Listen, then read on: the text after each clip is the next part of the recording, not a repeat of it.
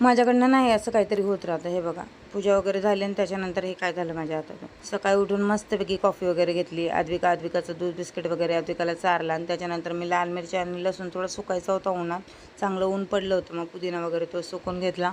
आणि मम्मीच्या आणि आदूच्या इथं दुपारी चांगल्या चालू होत्या गप्पा, कारण की आदूला खूप मस्ती करते म्हणून तिला आम्ही म्हणत होतो की तू खूप मस्ती करते, तुला गावालाच नेऊन सोडतो. तर ती म्हणली मला नाही जायचं, तुम्हाला जायचं तुम्ही जावा, मी एकटीच इथं राहिला, असं मम्मीला बोलत होते.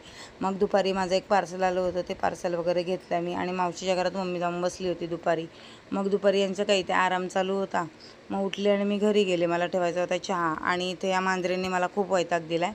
पहिले मम्मीच्या दरवाजात बसले होते, तिकडून हाकलवले तर माझ्या दरवाजात येऊन बसले. आणि मग इथे आता संध्याकाळी चांगले अद्विका वगैरे खेळत होतो बाहेर, म्हटलं चहा वगैरे पियालो, खाली आलो आणि इथे थोडं गप्पा मारत बसले. नंतर आंघोळ वगैरे करून देवपूजा वगैरे करायला घेतली आणि त्याच्यानंतर बघा देवपूजा वगैरे झाली आणि माझा हात लागला घंटीला आणि खाली घंटीच पडली. आता ही मी बाजारातून जाऊन बसून घेऊन येते आणि माझ्याकडनं असं ना असं काही ना काही होत राहतं. तर भेटूया आपल्या नेक्स्ट व्लॉगमध्ये. तोपर्यंत बाय.